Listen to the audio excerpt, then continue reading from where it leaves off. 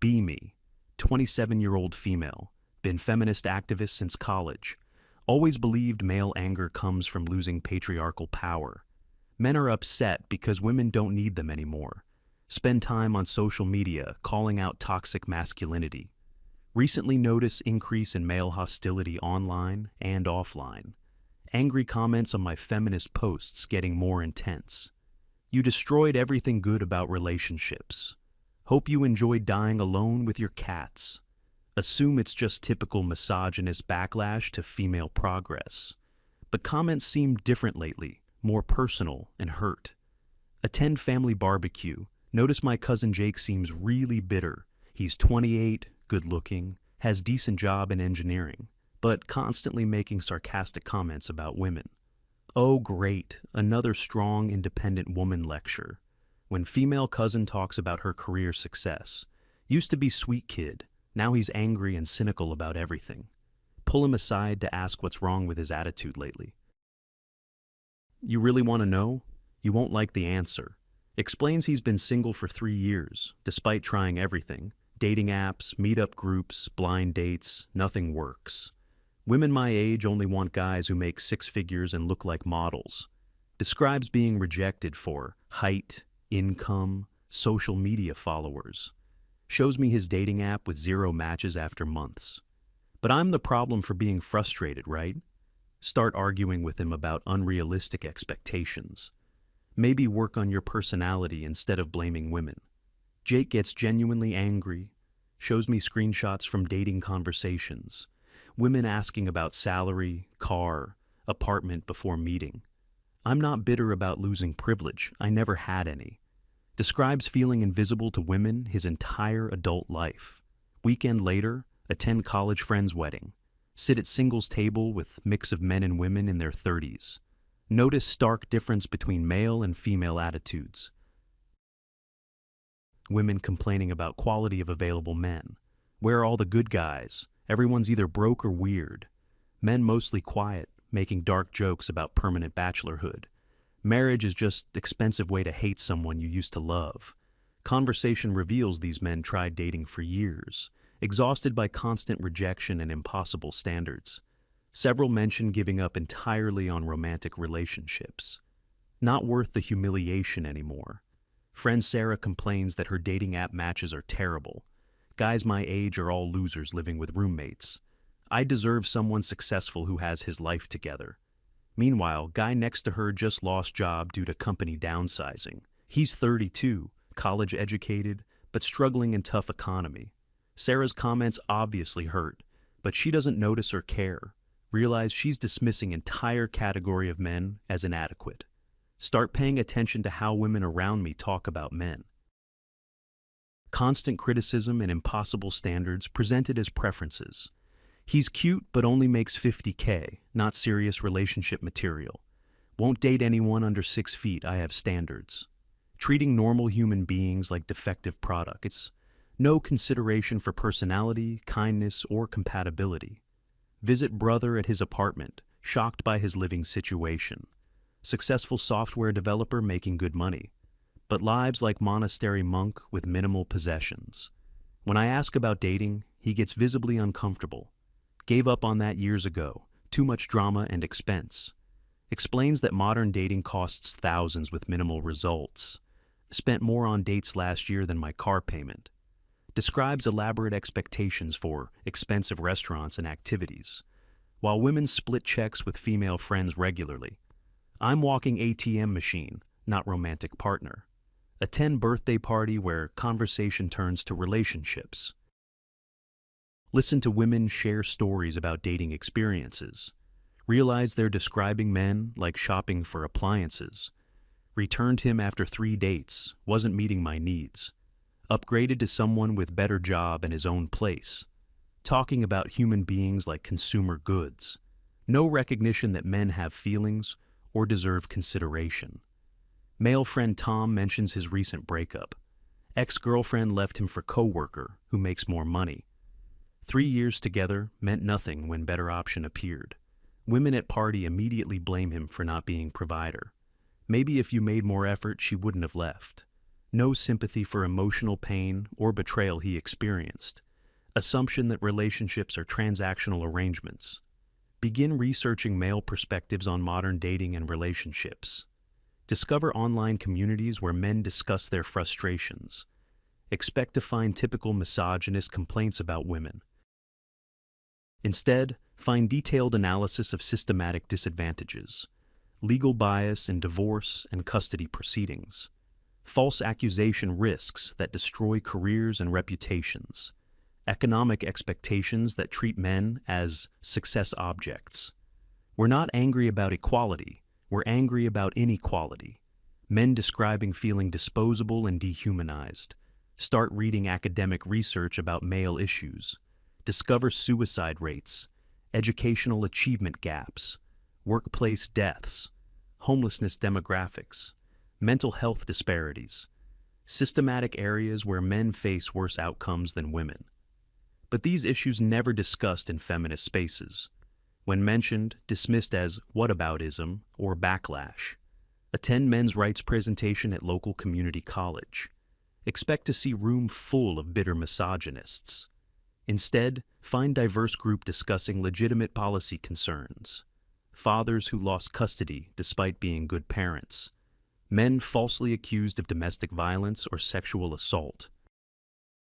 College students expelled without due process. Veterans struggling with PTSD and homelessness. These aren't angry rants, but documented systematic problems. Afterwards, approach some attendees for honest conversation. We're not mad about women having rights. We're mad about having no rights ourselves. Describe legal and social systems that assume female victimhood. Any male complaint dismissed as attempt to maintain oppression. Try explaining male suicide rates to feminists and watch response. Either blame toxic masculinity or change subject immediately. Male suffering literally unspeakable in progressive spaces. Spend evening reading stories from men who've been destroyed. False rape accusations ending careers before trial. Divorce settlements that leave fathers impoverished and childless. Workplace harassment claims based on misunderstandings. Custody battles where good fathers lose children to vindictive mothers. Pattern of men facing consequences without due process. While women's accusations accepted without evidence, realize this creates climate of fear around female interaction. Attend family dinner where uncle shares his divorce story. Wife cheated throughout marriage but got custody and alimony. He pays most of his income while seeing kids every other weekend. Family court assumes I'm deadbeat dad despite evidence. Works overtime to afford support payments. Meanwhile, ex-wife moved boyfriend into house he pays for. Female relatives blame him for not fighting harder in court. Should have gotten better lawyer or been more involved. No acknowledgement of systematic bias against fathers. Assumption that men deserve whatever legal system gives them. Start questioning feminist narratives I've always accepted.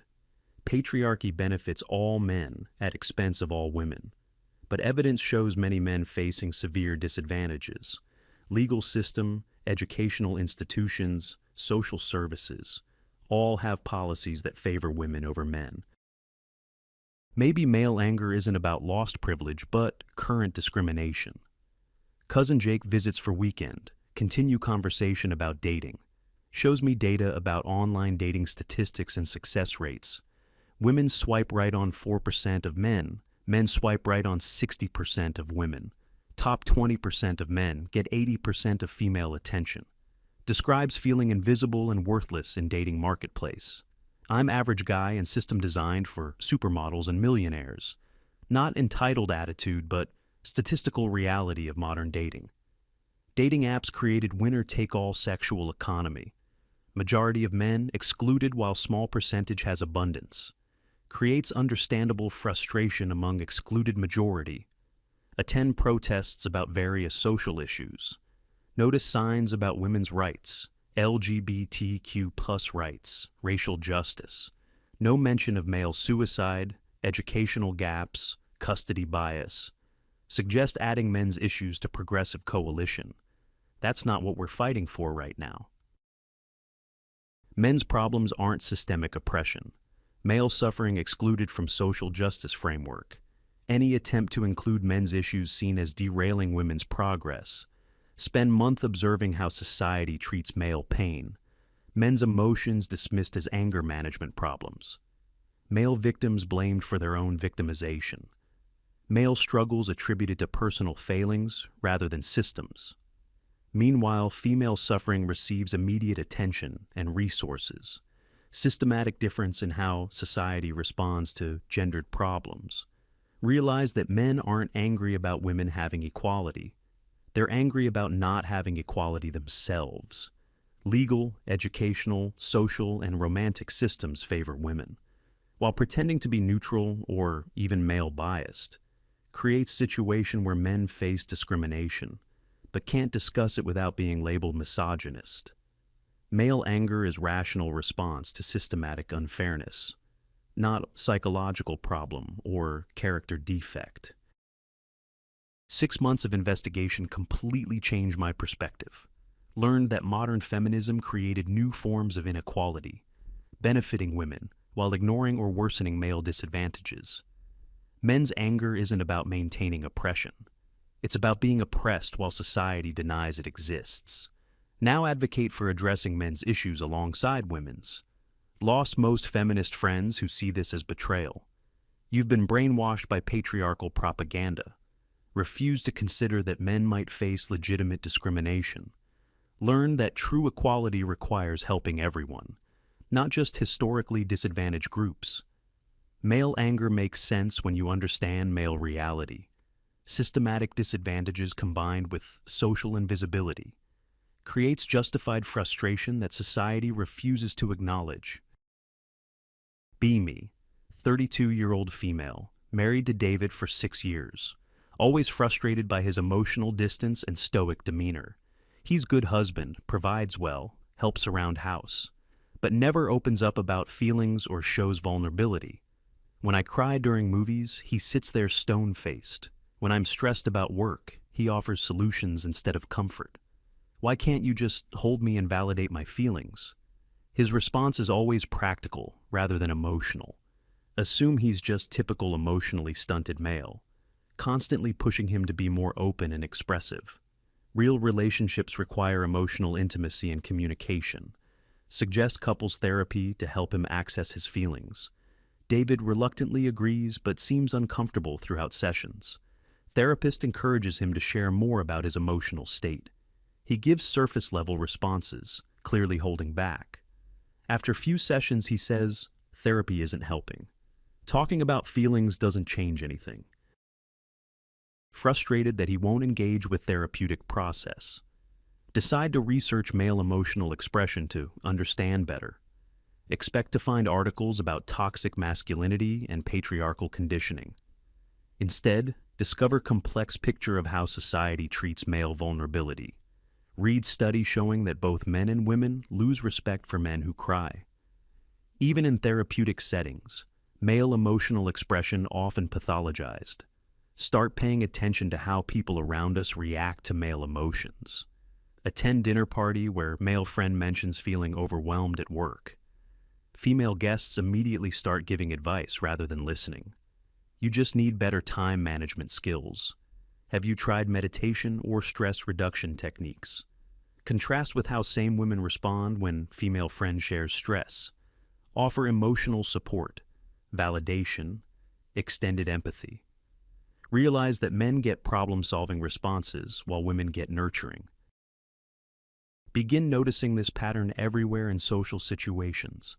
Male vulnerability met with discomfort and quick fixes. Female vulnerability met with compassion and extended support.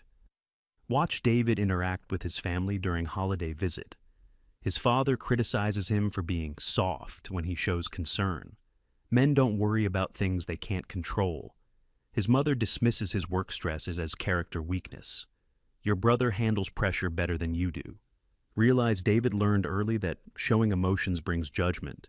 Family reinforced stoicism as proper masculine behavior. Start observing my own reactions to David's emotional expressions.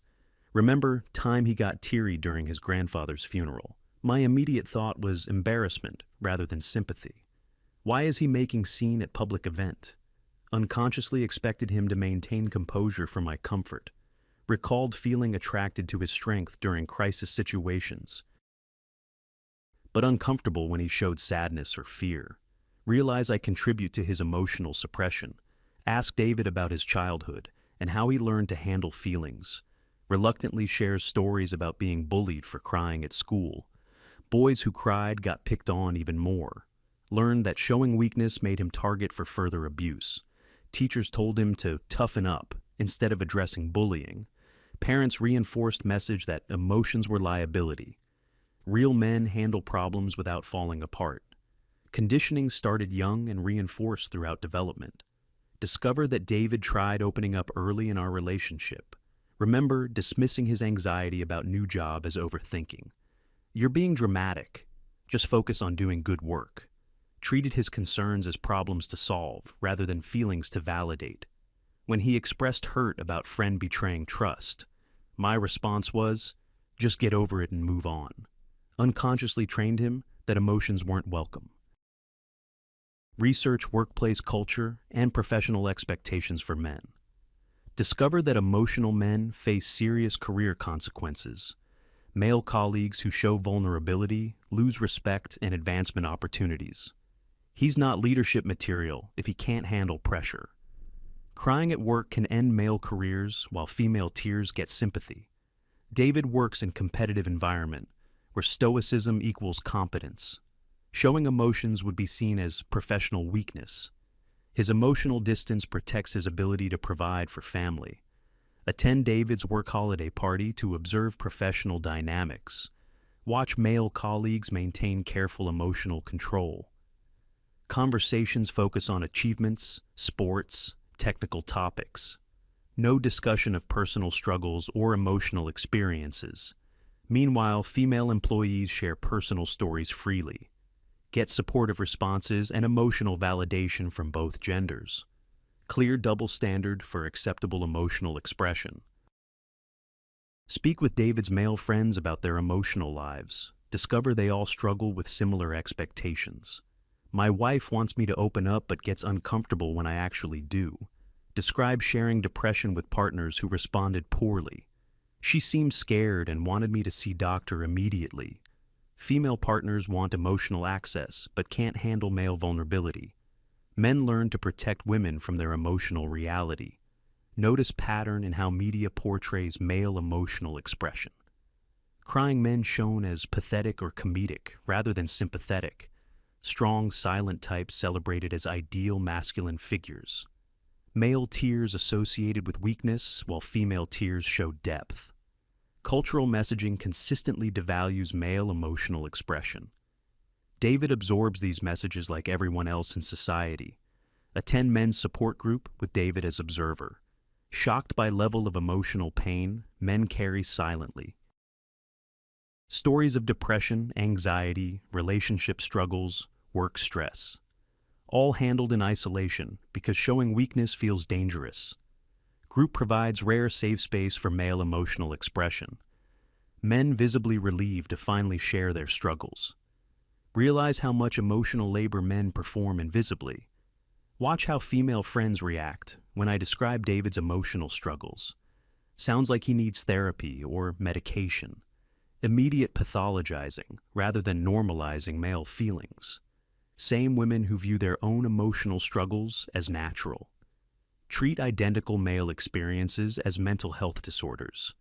Double standard reinforces male emotional suppression. Research male suicide rates and mental health statistics. Discover men kill themselves at much higher rates than women, often attributed to reluctance to seek help or express feelings. But maybe reluctance comes from negative consequences of vulnerability. Society punishes male emotional expression, then blames men for hiding it. David's stoicism might be survival strategy rather than character flaw. Start paying attention to my reactions during David's rare emotional moments. Notice my own discomfort when he shows sadness or fear. Instinctive desire to fix problem rather than sit with emotion. Realize I want access to his feelings, but struggle accepting them. My discomfort reinforces his learned emotional suppression. Begin consciously changing how I respond to David's emotions. When he expresses frustration, offer validation instead of solutions. That sounds really difficult. How are you feeling about it? Initially feels awkward because we've established different pattern. But David gradually begins sharing more when met with acceptance. Discover rich emotional inner life he's kept hidden for protection. Learn about his fears, insecurities, dreams, disappointments. Realize he's been carrying enormous emotional burden alone, protecting me from his struggles while managing mine as well. Emotional labor flowing primarily one direction in relationship. Attend therapy session focused on male emotional expression. Therapist explains how boys are socialized differently than girls, taught that emotions are weakness and liability from early age. Emotional suppression becomes survival mechanism in hostile environment. Undoing decades of conditioning requires safety and patience. David's emotional distance isn't personal rejection of intimacy. It's learned protective behavior reinforced by social consequences. Start noticing how other women contribute to male emotional suppression. Friend complains that her boyfriend is too sensitive. Another describes losing attraction when partner showed vulnerability. I need him to be my rock, not another emotional burden. Women want male emotional availability, but struggle with reality. Contribute to suppression while complaining about emotional distance. Observe interactions between mothers and sons at playground. Boys told to stop crying and be tough more than girls. Girls comforted when upset, while boys redirected to activity.